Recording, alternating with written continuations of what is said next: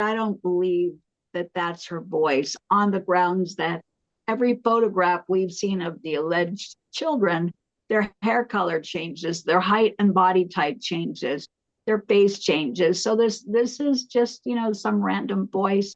All we saw was some little hand. You know when someone smiles, and you can tell the smile is for the cameras and not for the person standing in front of them.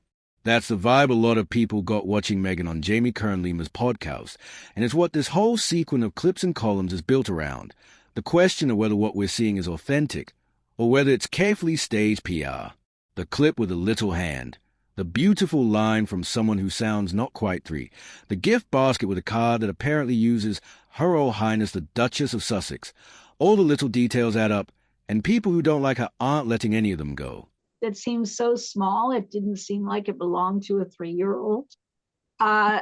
So much was inconsistent about this that, I just think it's a kind of a turnoff. I'm not buying it. Growing fury that Meghan Markle continues to use her royal title, which is in direct contravention to the Sandringham Summit Agreement. And remember, that was a deal that Prince Harry signed off with the late Queen Elizabeth II. So he is now betraying the memory of his late grandmother, not just the current royal family. This egregious decision was exposed during Meghan's interview with Jamie Kern-Lima, where you could see a gift basket that Meghan had sent, which said, there you see it, with compliments, HRH, Duchess of Sussex, using her Royal Highness title. Proof. And the fact is, people who say, well, that's not for commercial gain. I'm sorry, you think Jamie Kern-Lima has included that in this podcast without Meghan's explicit permission? This is her best friend. And I want to show you, before we get to Angela Levin and Samantha Markle, I want to show you the context in which it was included in the interview, because you will see that this is nothing more than sly propaganda for the fake Duchess. Watch. Now, I remember someone else's kid falling on the playground. Tons of people there. You're the first one to run over there. You don't even think about it. It's like you're over there, you're taking care of that child, like right away. I've seen you do this in multiple places. You speak of strawberries. When I was like super stressed out one time, I had in-laws and all these people visiting. You had a very full house. Very full house. And all of a sudden I get word that, I dropped something off. all of a sudden you dropped off this gift basket with ice creams, homemade strawberry sauce to put on top of the ice cream, just to see if that helps lighten my load. It was like as if you're in my shoes, feeling what I was feeling without me even needing to tell you anything. And you're doing something that adds value to my life. Yeah. And when I see the joy. Angela Levin, you are disgusted about this. Senior royal family sources are disgusted about this. What is she playing at? Is she purposefully now trying to take on the royal family? The internet loves a pattern, and this is one of those where the pattern looks like a construction rather than a candid moment. Spotify, +1, start with the kids. There's been a steady trickle, videos, tiny glimpses, a cooking clip in which you hear a child's voice say beautiful, and critics have pounced. Yes, I think this is one of her things where she says, look, I can do anything much better than you. And the Queen is now no longer here. She realizes it's such a good time because King Charles won't get involved with that because he's not well and he's got plenty to do. And William and Catherine, they've got their own issues and problems and very busy, and their children. So she's just done it and is probably roaring with laughter how clever it is. But this is what's strange. If she wants to do something political in America, they don't want anybody who is a British royal member of the family. And so that's out.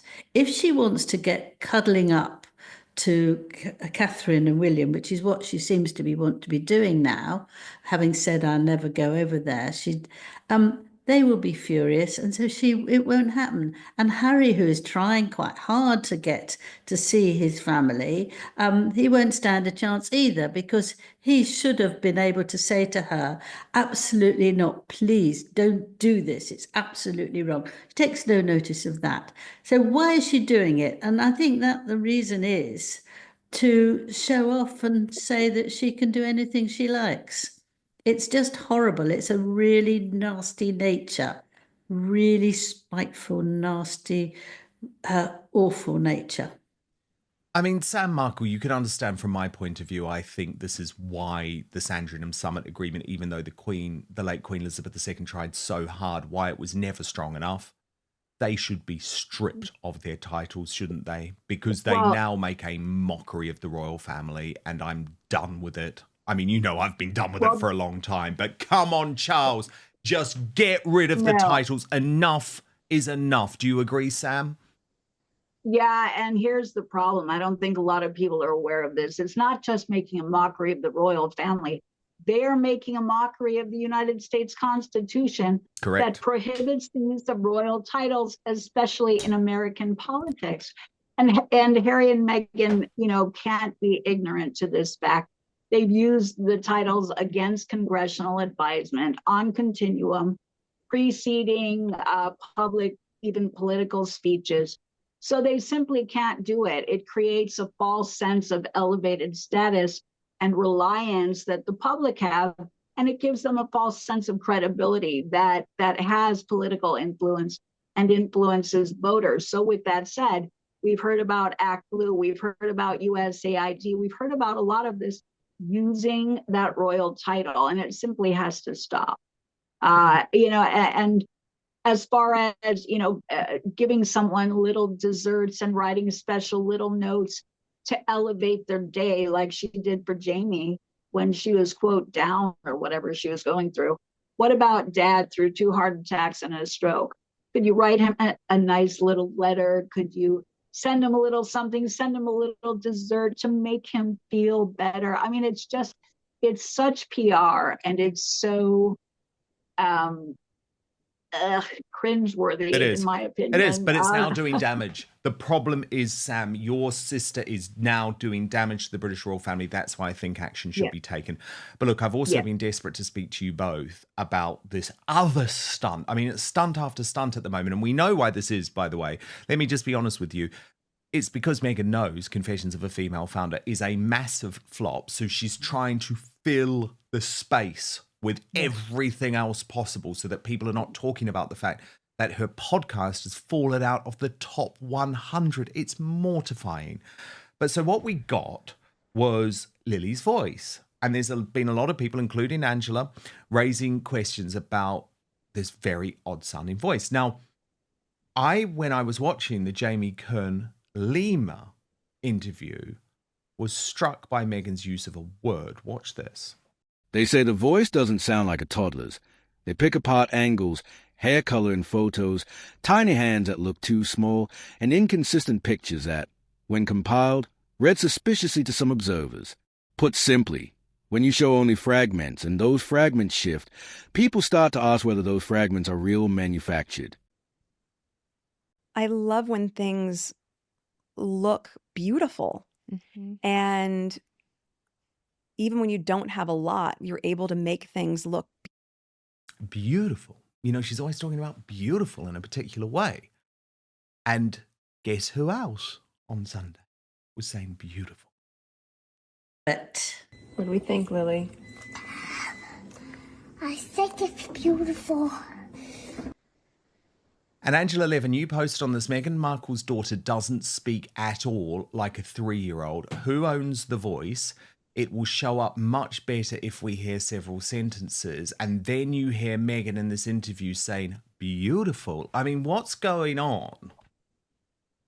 Well, I think she's always wanted to show that the children are much cleverer than they are for their age. You know, they might be very clever, but there were, all sorts of things that Archie, I think, is going fishing and catches fish, all sorts of strange things that they they manage to do all by themselves because they're their children. But there are people who do that, want them to be better than they can be.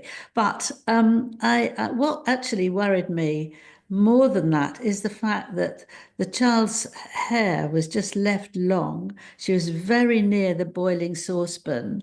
And I thought to myself, how on earth can any mother actually leave a child dressed like that? Because if she flicks her head, she might get her hair in with the strawberries. And I also wondered why she was making strawberry jam, because it's all being done professionally now in a factory.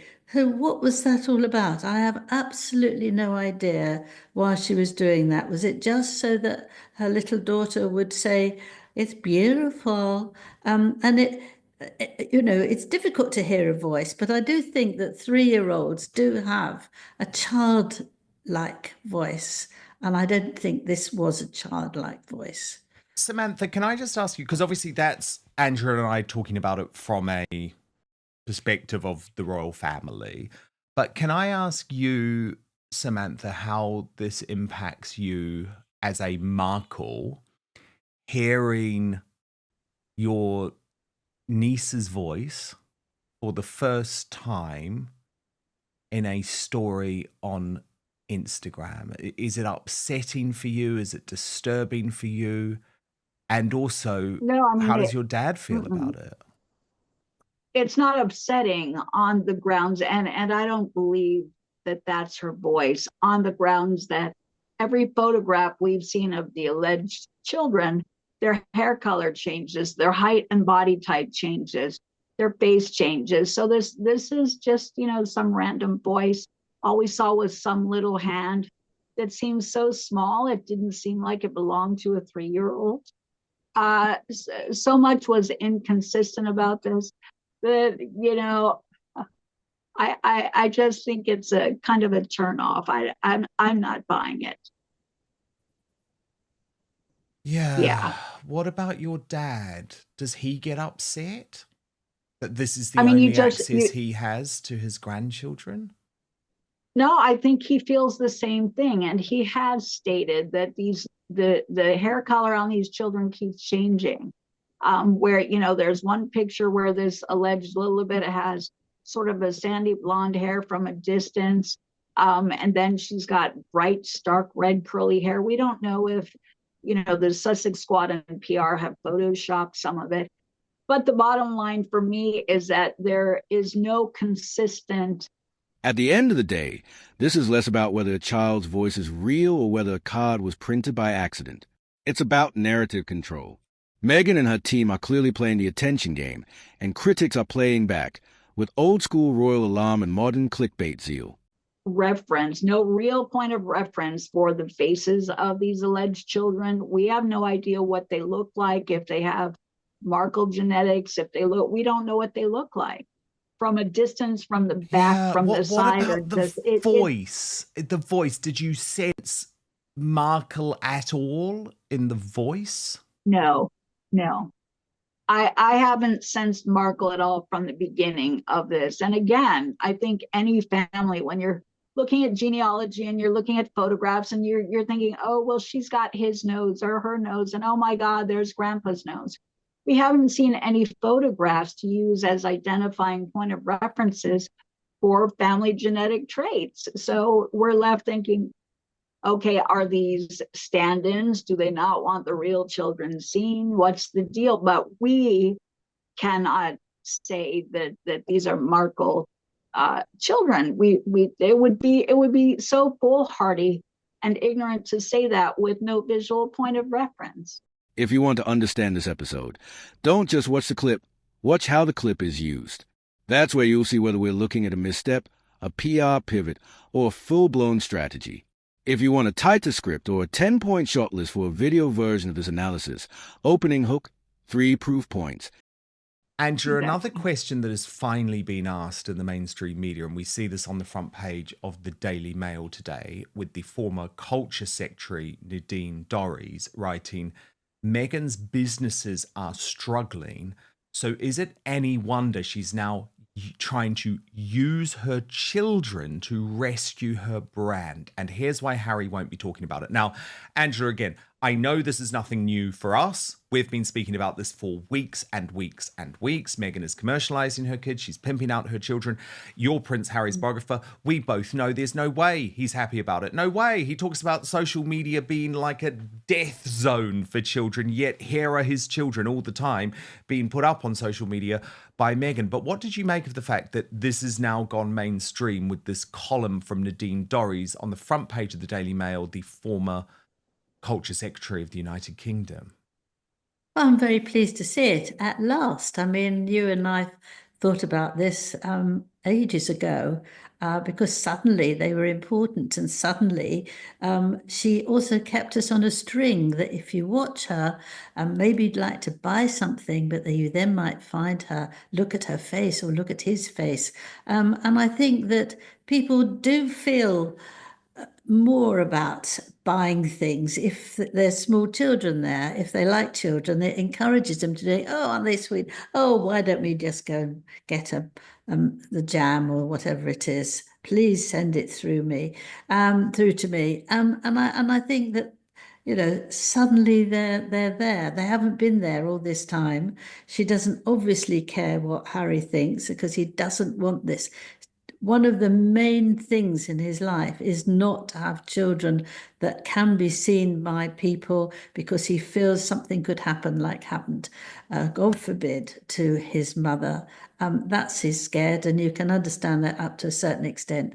So Meghan is gradually showing more and more of them, and I don't think she cares whether what he feels or what he doesn't feel. The other thing, of course, is to not do what she's doing, which is advertising herself, because he thinks it's very, very bad for everyone. But she wants to do it for herself, and never mind the children. When Harry was asked about what he feels now about children with social media, he said, oh, mine are too young to do anything about that yet, which was just passing the question, because actually a child of 5 can do all sorts of things, talk to their parents or when they're on holiday to somebody else. He could even meet his family if he wanted to. So you can't actually say that. It's nonsense for a 5-year-old. They're much more technically clever than the older generation are. So I think that this is purely to divert again. She's very good at divert people from saying, oh, well, that jam or that crepe was absolutely disgusting. No, she doesn't want that. There's that little boy. Did you see that lovely hairstyle? Oh, she looks so sweet from the back. And isn't Archie growing? You can do all that actually and try and get away with it. And it's a shocking way to do that. It's a shocking way to use your children to help you get on like that. 2 expert quotes. Closing call to action. Tell me and I'll lay it out. Snappy and camera ready. Sources used for the key factual anchors in this analysis. So you, or an editor, can check dates and quotes Jamie Kern-Lima's podcast episode listing with Meghan, reporting on the Her Royal Highness gift card sighting and the Independence write-up, coverage noting the relative chart performance of Meghan's podcast, reporting of the short kitchen cooking clip with Lilibet's voice, and coverage of Gwyneth Paltrow's public response to feud rumors.